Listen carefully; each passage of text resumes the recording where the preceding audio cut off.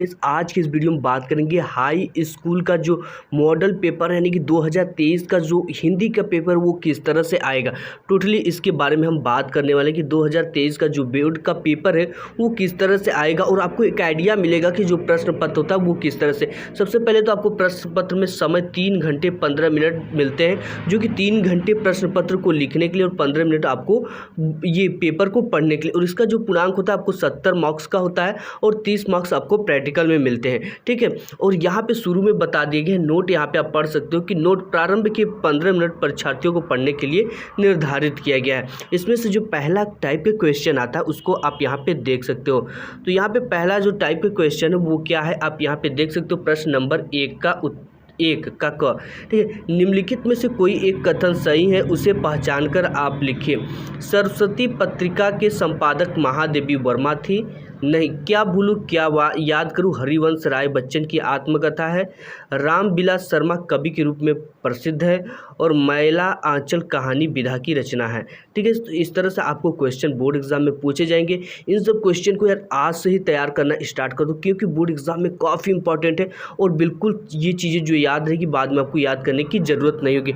इसके बाद जो नेक्स्ट क्वेश्चन हमारा देखने को मिलता है यानी कि ख नंबर का आपको बोर्ड एग्जाम में पूछा जाएगा, वो है देख सकते हो आपकी रस मीमांसा किसकी आलोचना कृति है। ये सब चीज़ें बहुत, रस मीमांसा तो आप जान जाते हो, लेकिन ये क्या है, आत्मकथा है कि कहानी है कि उपन्यास है कि आलोचना कृति है, ये सब चीज़ों को बहुत बारीकी से आपको ध्यान देना है। ठीक है, इसमें दे रखा है रस मीमांसा रामचंद्र शुक्ल, महावीर प्रसाद और घे राघव केदारनाथ सिंह। ठीक है, तो आपको इन सब चीज़ों को अभी से तैयार कर लेना। इसके बाद जो नेक्स्ट क्वेश्चन है ये देख सकते हो ग नंबर का क्वेश्चन।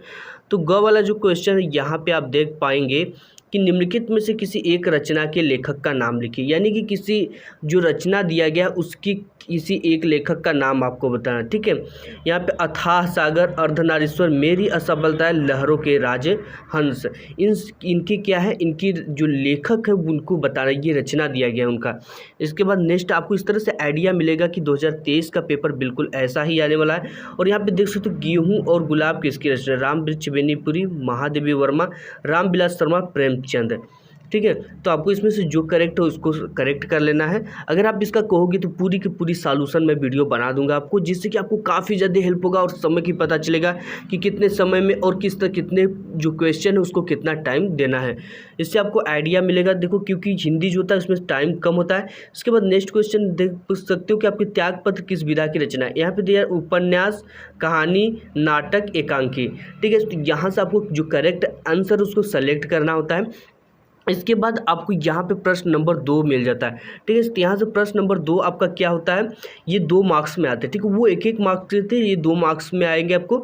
यहाँ पे देख सकते हो आप जो प्रश्न नंबर 2 का पहला है, रीति मुक्त धारा किन्हीं 2 कवियों का नाम लिखिए। ठीक है, तो किसी 2 कवि का आपको नाम लिखना है। एक कवि के लिए 1 नंबर और 2 कवि के लिए 2 नंबर। अगर एक कवि का नाम लिखते हो तो 1 ही नंबर मिलेगा।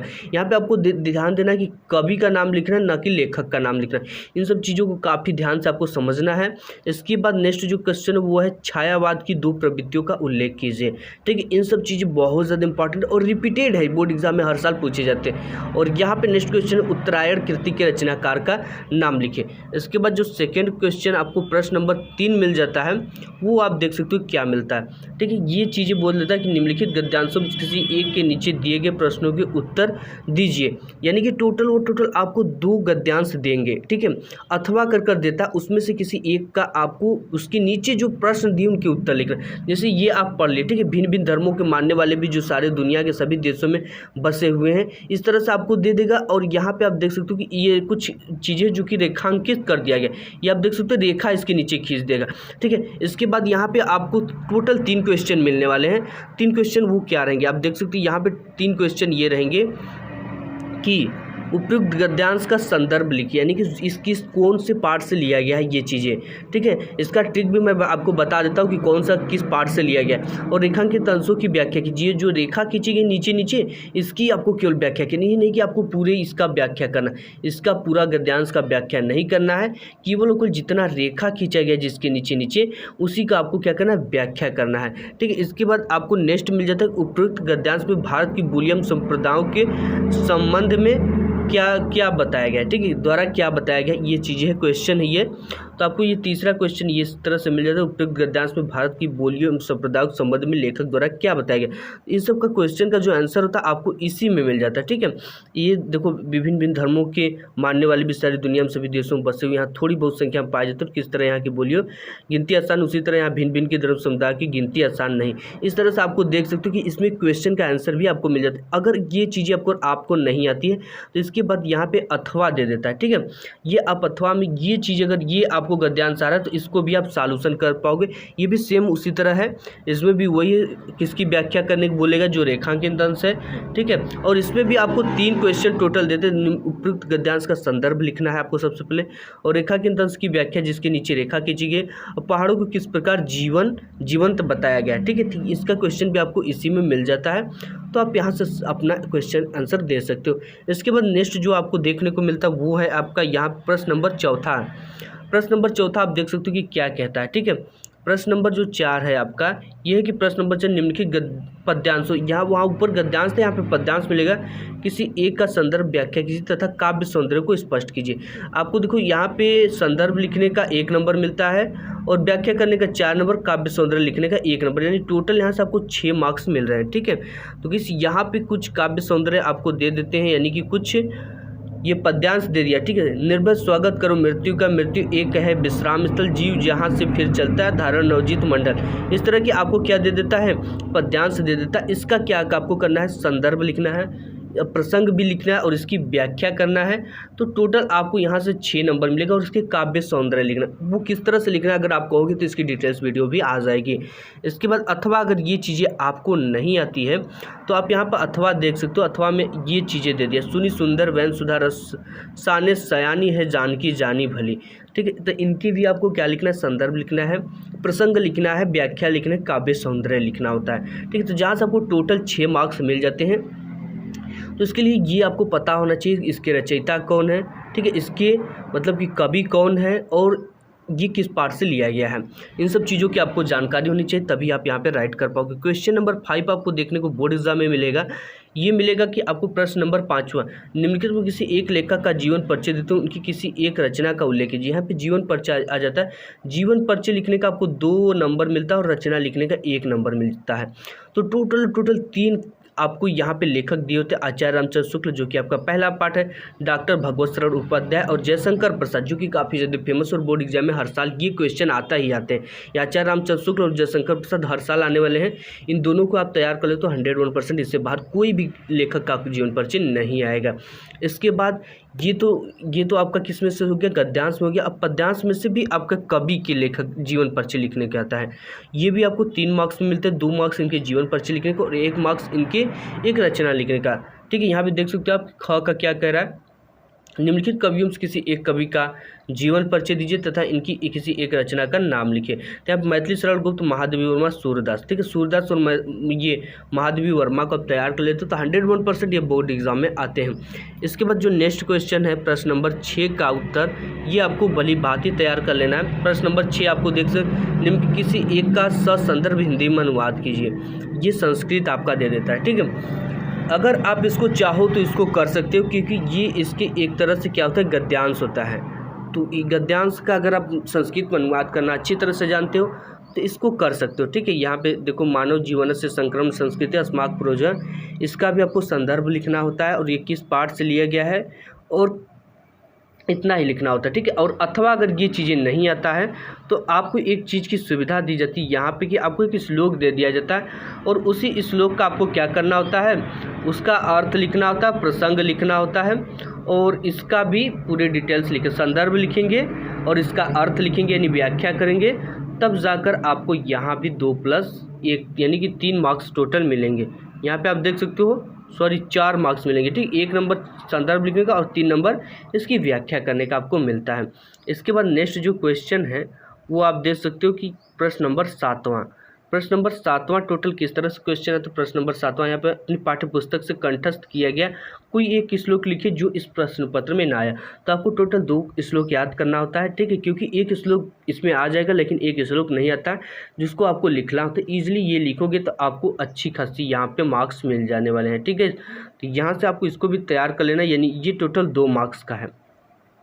और यहाँ से आपको कुछ इस तरह के यानी संस्कृत के प्रश्न उत्तर आते हैं, ठीक है, जो कि अनिवार्य संस्कृत आप कहते हो। तो इसमें से आएंगे तो आपको क्या करना है, देखो ख है, निम्नलिखित में से प्रश्नों किसी 2 प्रश्नों का उत्तर दीजिए, और टोटल यहाँ पे आपको 5 प्रश्न देता है, ठीक है। 5 प्रश्न में से आपको कितने प्रश्न का उत्तर देना होता है, 2 प्रश्नों का। तो आप देखो, पिता कस्मात् उच्चरम अस्ति गृहे सत्यमित्रम किमस्ति लाभेन किमवर्धते दुःखम दुर्मुख का आसित ग्रामीण का उपासत, यानी कि टोटल 2 आपको 5 क्वेश्चन में से 2 को केवल करना होता है, और 2 नंबर यहाँ पे आपको उसके लिए प्रोवाइड किया जाएगा। इसके बाद प्रश्न नंबर 8वां देख लेते हैं। प्रश्न नंबर 8वां आपका क्या है, प्रश्न नंबर 8वां, जो कि यार ये तो आपके मार्क्स बिल्कुल पक्के होते हैं, क्योंकि आपकी जो ये क्वेश्चन पेपर है यानी हिंदी का जो किताब है उसमें से करुड़ अथवा हास्य रस दिया होता है, लेकिन इसमें से किसी आपको एक भी तैयार कर लेते हो तो करुड़ अथवा हास्य आता है तो किसी एक को आप लिख सकते हो, ठीक है। इसके लिए आपको 2 नंबर प्रोवाइड किए जाते हैं। उपमा अथवा रूपक अलंकार, जो कि 3 अलंकार, आपको उत्प्रेक्षा भी है, 2 को याद कर लेते हो तो 1 आता आपको लिखने के लिए, ठीक है। तो आप इसको भी तैयार कर लेना। सोरठा अथवा रोला है ही 2, तो 1 को तैयार कर लो, 1 तो आता ही है। इसके बाद आपके बोर्ड एग्जाम में प्रश्न नंबर 9 जो बनता है वो क्या बनता है, देखो यहाँ पे प्रश्न नंबर जो 9 बनता है वो बनता है निम्नलिखित उपसर्गों से किन्हीं 3 के मेल से एक शब्द बनाइए, यानी टोटल किन्हीं 3 से बनाना है। यहाँ पे कितने दिए हैं, 6 तो दिए, लेकिन आपको केवल 3 को बनाना है, जो आपको आसान लगता है। देखिए उपसर्ग में से किन्हीं 3 के मेल से एक उपसर्ग यानी कि जो आगे जड़ता है, जैसे यहाँ पे सुस्वागतम, प्रश्न, प्रत्येक, ठीक है, उपवन, उपवास, निराकार, निराभिमान, अभिमान, इस तरह से आपको ये बनता है। आगे जोड़कर अभी को क्या जोड़ेंगे, आगे जोड़कर कुछ भी, अभिमान, अभिकार, अभिशाप, इस तरह से आप बना सकते हो, ठीक है। इस यहाँ से इस तरह से बना सकते हो। नेक्स्ट जो क्वेश्चन इसी में ख आ जाता है वो आप देखोगे कि निम्नलिखित में किसी 2 प्रत्ययों के प्रयोग से एक शब्द बनाइए। यहाँ पे भी 4 दिया है, किसी 2 के प्रत्यय से एक शब्द बना। यहाँ पे जो ना है ये लास्ट में आना चाहिए, जैसे यहाँ पे बैठना, उठना, लड़ना, ठीक है। इस तरह से यहाँ पे पन है तो बड़कपन, लड़कपन, छटकपन, इक है तो यहाँ से ये भी चढ़ाई, इक, ठीक है, ये चीज़ें लास्ट में आना चाहिए। ई है, ये चीज़ें लास्ट में आना चाहिए, ठीक। ग यहाँ पे देख सकते हो आप, ग जो है ये है कि निम्नलिखित में से किन्हीं 2 का समास विग्रह कीजिए तथा समास का राधा कृष्ण, सप्तधान्य, चौराहा, 4 राहु का समूह, ठीक। इस तरह से यानी उस समास का नाम भी आपको लिखना होता है। और यहाँ पे उत्थान पतन, उत्थान और पतन, इसको भी आपको ये बिल्कुल डिटेल्स में हम इसकी वीडियो बना देंगे, आप यहाँ से जाकर इजीली समझ जाओगे, और हमारे चैनल पहले से भी अवेलेबल है। इसके बाद इसमें आपको ग देखने को मिलता है। ग आप देख सकते हो कि क्या आपको देखने को मिलता है, यहाँ से ये ग तो हमने देख लिया, समास विग्रह करना। घ देख सकते हैं क्या इसमें दे रखा है, घ गाइस आपका दे रखा है यहाँ पे निम्नलिखित किन्हीं 2 शब्दों का तत्सम रूप लिखिए। तत्सम का मतलब आपको होता है शुद्ध रूप लिखिए, यानी कि संस्कृत में रूप लिखिए। जो आपका हिंदी होता है वो संस्कृत का बिगड़ा हुआ रूप ही होता है, तो उसको शुद्ध, जैसे घर है तो गृह लिखना है, मानुष है तो मनुष्य लिखना है, गांव है तो क्या लिखना है, गांव का ग्राम लिखना है, और चांद का लिखना है चंद्र, ठीक है। तो ये संस्कृत का ही शब्द एक तरह से होता है, तो तत्सम यानी शुद्ध रूप इसका लिखना होता है। इसके बाद नेक्स्ट आपको अंग देखने को मिलता है। अंग में आप क्या देखते हो, निम्नलिखित में से किन्हीं 2 शब्दों के 2 पर्यायवाची, जैसे ईश्वर, ईशालक, परमात्मा, प्रभु, कमल, सरोज, पंकज, जलजंबू, फूल का पुष्प, कमल, पुष्प हो जाएगा, और कुसुम हो जाएगा, और जंगल का आप तो जानते ही हो, ठीक है। इनमें से किसी 2 का पर्यायवाची शब्द आपको लिखना होता है। इसके बाद यहाँ पे क्वेश्चन नंबर 10 आपको देखने को मिलता है। 10 क्या है कि निम्नलिखित शब्दों से किसी 2 का संधि विच्छेद कीजिए और संधि का नाम लिखिए। इसका वीडियो में जैसे प्रत्युत्तरम, स्वागतम इत्यादि ला करते हैं, ठीक है। तो इनका आपको क्या करना है, संधि विच्छेद भी करना और संधि का नाम लिखना। टोटल आपके जो बुक है उसमें 2 ही संधि दिया है, 2 को तैयार कर लेते हो तो यहाँ से आपके बोर्ड एग्जाम में 2 नंबर बिल्कुल पक्का हो जाते हैं, ये आप देख सकते हो। इसके बाद जो नेक्स्ट क्वेश्चन है वो आपका क्या है, ख वाला है, ठीक है। ख क्या है, निम्नलिखित शब्दों की चतुर्थी विभक्ति एवं द्विवचन के रूप में लिखे। मधु अथवा नदी, फल अथवा मति, इनका भी लिखना आपको कौन सी रूप, चतुर्थी विभक्ति लिखना है और द्विवचन का रूप लिखिए। निम्नलिखित शब्दों की चतुर्थी आपको किसी एक का लिखना है, ठीक है। इसमें से मधु अथवा नदी का, इसमें से फल अथवा मति का, दोनों में से किसी एक को करना है। इसके बाद ग भी क्वेश्चन आपको देखने को मिलता है। निम्नलिखित शब्दों में से किसी एक का धातु लकार पुरुष तथा वचन लिखना है, जो कि आपकी बुक में दे दिया गया है पीछे, उसी को आपको तैयार कर लेना है। यहाँ पे असम, पठाव, अहिस्था, ठीक है। इसका आपको क्या करना है, 2 का करना है, आपको 2 नंबर इसके लिए इजीली प्रोवाइड किया जाता है।